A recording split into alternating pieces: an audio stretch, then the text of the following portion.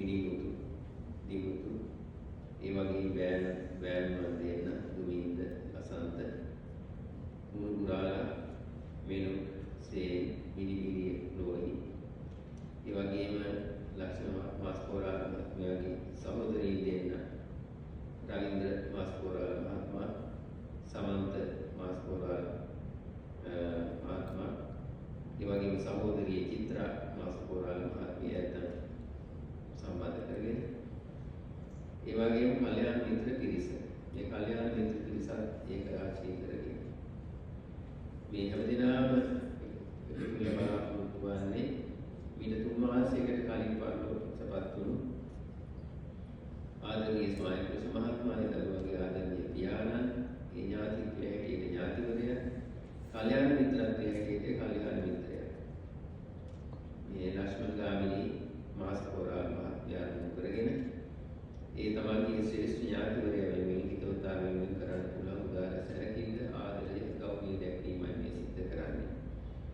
මේ පින්කම් සිද්ධ කරන වෙලාවේදී බලාපොරොත්තු වෙනවා මේ මාස්කෝරාල මහත්මයාට පින් අනුමෝදන් කරන අතරේ අනිකුත් පරිදෝසපත් වෙච්ච ඥාතීන්ට පින් දෙන්න මේ පරිදෝසප මාස්කෝරාල මහත්මයාගේ ඇතුළේ ඒ සහෝදරියන්ගේ දෙමව්පියන් ඉක්මන් මාස්කෝරාල මහත්මිය, මිලා මාස්කෝරාල මහත්මිය. ඒ වගේම ඒ නිමු සහෝදරය හැටියට සඳහන් කළ ආනන්ද නන්දලාල් මහත්මයා. ඒ වගේම මාළංගරත් මහත්මියගේ ආදරණීය දෙමව්පියන්, සහෝදර සහෝදරියන්. ඒ කවුරු සිහිපත් කරනවා මේ වෙලාවේදී. ඒ විතරක් නෙවෙයි මේ පරලෝසපත් වෙච්ච බලාපොරොත්තු යම් නැතිසක් නැත්නම් ඒ හැමෝටම මේ විනාත් වේවා කියන උදාන චේතනාවෙන් පින්කම් කරන අතරේ පින්කමට සම්බන්ධ වෙච්ච උදව්පකාර වෙච්ච මේ කල්යාණ මිත්‍ර හැමදෙනා නම් පරලෝසපත් වූ සීලම ඥාතීන්ට මේ පින්වත් වේවා. මේ හැමදෙනාටම මේ උදාර පුණ්‍ය ශක්තියින් නිරෝගී සම්පන්නිකා සීල පිණිස හේතු වේවා, නිර්වාණ අවබෝධය පිණිස හේතු වේවා කියන හැඟීමෙන් බලාපොරොත්තු වෙමින් පින්කම සිද්ධ කරන්නේ. ඉතින් පින් අනුමෝදන් කරන වෙලාවේදී බුදුරජාණන් වහන්සේ දේශනා කරපු වනපදයක් පේතානං දක්ඛිනන්දඤ්ඤා පුබ්බේකත මනුස්සරං. පුබ්බේකත මනුස්සරං කියන්නේ කලින් කරපු උදව්පකාර ආදී සිහිපත් කරමින් පේතානං දක්ඛිනන්දඤ්ඤා කියන්නේ මළගියන්ට දක්ෂිනා දී යුතුයි කියන එකයි තේරුම. දක්ෂිනාවක් දෙනවා කියලා කියන දක්ෂිනා කියන වචනයෙන් අදහස් කරන්නේ කර්මය, කර්මඵලය විශ්වාස කරගෙන යම්කිසි දීමනාවක් කරනවා නම් ඒකට කියන්නේ දක්ෂිනාව කියලා. මේ විදිහේ කර්මයක් කරා මේ විදිහේ ආනිසංසයක් ලැබෙනවා කියලා විශ්වාසයෙන් යම්කිසි දීමනාවක් කරනවා නම් ඒකට කියන්නේ දක්ෂිනා කියලා.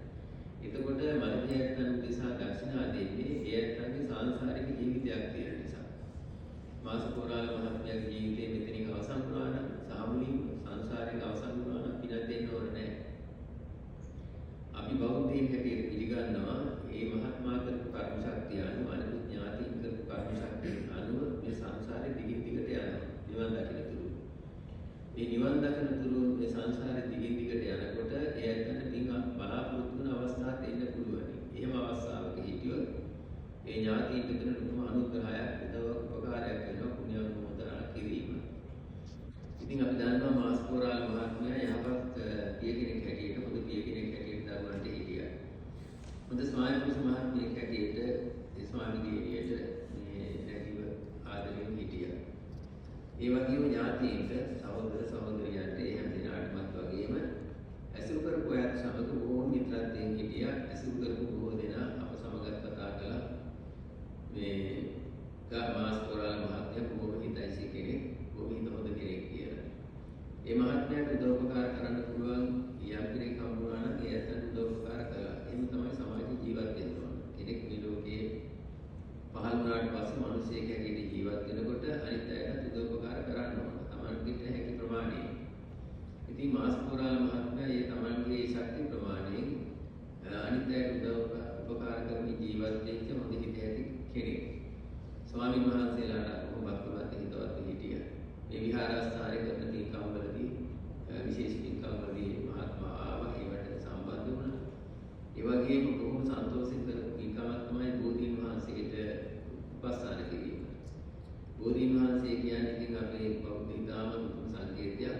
බුදුරජාණන් වහන්සේ බුද්ධත්වයට පත් වෙච්ච ශ්‍රී මහා බෝධීන් වහන්සේ සිහිපත් කරන සිහියට ගන්න සංකේතය තමයි බෝධීන් වහන්සේ කියන්නේ. විහාරස්ථානයේ වැදගත් අංගයක්. ඉතින් මේ විහාරස්ථානයේ තැන්පත් කරලා තියෙන රෝපණය කරලා තියෙන බෝධීන් වහන්සේ ආරක්ෂා කිරීමේ කටයුතු අපේ රජ මහත්මයාත් එක්ක මාස්කෝරල් මහත්මයා තමයි කරේ. මේ මාස්කෝරල් මහත්මයා ඒක කරලා ඒ රජ මහත්මයාට පුරුදු කරා මේ විදිහටයි කරන්නේ කියලා. ඒක දිගට කරගෙන යනවා. ඉතින් රෝහලේ අසනීප වෙච්ච වෙලාවෙදී අපිට මේ මාලා කුණත් මහත්මිය ආරාධනා කළා. ආගමේ මේ අපේ මහත්ය අසනීපවත් ඉන්නේ ඒ නිසා පිළිත් ටිකක් කියාගත්තොත් හොඳයි කියලා. අපි විහාරේ අපි ඒ රෝහලට ගිහිල්ලා පිළිත් කිව්වා. ඒ පිළිත් කියන වෙලාවේ කොහොමද සිහි කල්පනාවෙන් හිටියේ. හොඳට කතා කරා. බෝධිය ගැන මතක් කරා. බෝධීන් වහන්සේ ගැන මතක් කරා. ඉතින් අපි අතුරුතුරු වැහුවා. ඉතින් කොහොම සිහි කල්පනාවෙන් තමයි ඊට පැය කිහිපයකට කලින්. ඊට පැය කිහිප මැරෙන්න මේ ජීවිතය සම්බන්ධ පැය කිහිපයකට කලින් කොහොම සිහි කල්පනාවෙන් හිටියේ. පිළිත් අහගෙන හිටියා. ඉතින් ඒ පිළිත් අහගෙන ඉඳලා අපි එන සූදානම් වෙනකොට මේ දෙවෙනි වරට සමාදිනවා කියලා සමාවක් මේ වැදලා මේ සමාවෙන්න කියලා. ඉතින් බොහොම මේ ආදරයෙන් භක්තියෙන් ඒ වැඩිම කළේ. ඉතින් ඒ නිසා මේ අවසන් මොහොත ඉතාමත් හොඳට මේ මහත්මයා ගත කරා කියලා අපිට තේරුණා. ඉතින් ඒකට විශේෂයෙන්ම ස්වාමීන් හැටියට මාලා ගුණරත්න මහත්මිය බොහොම බුද්ධිමත්ව කල්පනාවෙන් කටයුතු කළා. ඉතින් කවුරුත් දැනගෙන හිටියා මේ ඉතින් විචාසනික තත්ත්වය හැටියට මේ ජීවිතේ දිගට පවත්වාගෙන යන්න බෑ. ඉතින් අවසන් කරන්න සිද්ධ වෙනවා. ජීවත් වෙලා ඉන්න ඥාතින්ට කරන්න පුළුවන් දේ තමයි මේ විදියට මානසික සහනය සැනසෙල්ල ඇති කරවීම. ඉතින් ඒ ඔයත් ඒ කටයුතු කළා. ඉතින් මේ 3 මාසයක් ගත වෙන වෙලාවෙදී කරන්න තියෙන යුතුකම තමයි මේ දානමය පින්කම සිද්ධ කරලා පුණ්‍ය අනුමෝදන් කිරීම. එතකොට දානය කියන එක දෙනා මේ විදියට දෙනවා. සමහර විට මේ සතුට කෑම දෙනවා, නැති පෙරියයට කෑම දෙනවා. ඉතින් මේ චේතාදී දෙනවා, හොඳ චේතනාවෙන් ඒ ඔක්කොම දාන තමයි. නමුත් ඒ දාන වලට වඩා උසස් දානයක් හැටියට බෞද්ධයන් පිළිගන්නේ බුදුරජාණන් වහන්සේ දේශනා කළේ පූජා බුද්ධිය දෙන දානය. ඒ කියන්නේ සීලේ ගුණයක පිළිපදින කෙනෙකුට යම් කිසි දීමනාවක් තමුන් සීලේ ගුණයක පිළිපදලා දෙනවා නම් ඒ දානය තමයි උසස් දානය. බුදුරජාණන් වහන්සේ සත්‍ය අවබෝධය කළා, සියලු කෙලෙස් නැති කළා, සත්‍ය මාර්ගය පහදා දුන්නා. ඒ ශ්‍රේෂ්ඨ මහෝත්තමය අරමුණු කරගෙන යම් කිසි පූජාවක් කරනවා නම් ඒක උසස් පූජාවක්. ඊළඟට මහා සංඝයාට දානයක් පිරිනමන වෙලාවේදී විහාරස්ථානයේ වැඩ ඉන්න ස්වාමීන් වහන්සේලා විතරක් නෙවෙයි මහා සංඝයා කියන්නේ බුදුරජාණන් වහන්සේ දවසේ වැඩ සිටිය නික්ලේශී ආර්ය මහා සංඝ රත්නයන් එදා ඉඳලා මේ ශාසනයේ වැඩ ඉන්න සියලු ස්වාමීන් වහන්සේලා සංඛ්‍යා වශයෙන් මෙච්චරයි කියලා සීමාවක් නැහැ. සියලු දෙනා වහන්සේම අරමුණු කරගෙන පූජාවක් කරාම දීමනාවක් කරාම ඒ දානය උසස් දානයක් වෙනවා. ඒකට කියන්නේ සංඝ දානමේ පින්කම් කියලා. ඒ නිසා පට්ටෝසපත් වුණු ලක්ෂ්මන් මාස්කෝරාල් මහත්මිය ප්‍රධාන කොට ඇති ඒ ශ්‍රේෂ්ඨ ඥාතීන්ට පිණිස ඔයයන්ගේ සාංශාරික ජීවිත සැපවත් වීම පිණිස ශ්‍රද්ධාවෙන් භක්තියෙන් පිළිවෙල කරපු දානය මහා සංඝයාට පූජා වේවා කියන අදහසින් මේ වාක්‍යය කියලා පූජා කරනවා.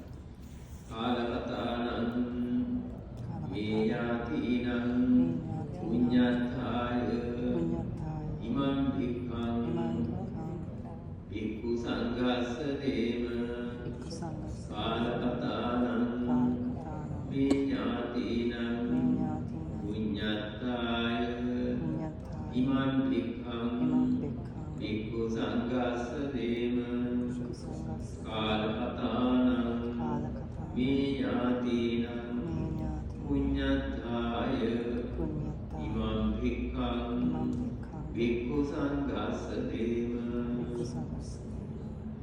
ඒ වාක්‍යයේ තියෙන සූදානම් කරගත් දානය මහා සංඝයාට පූජා වුණා. මේ පිළිතුරු විශාල පුණ්‍ය රාශියක් අත්ුනේ. පළමුවේ පංචශීලයේ හිටියා ශ්‍රද්ධාව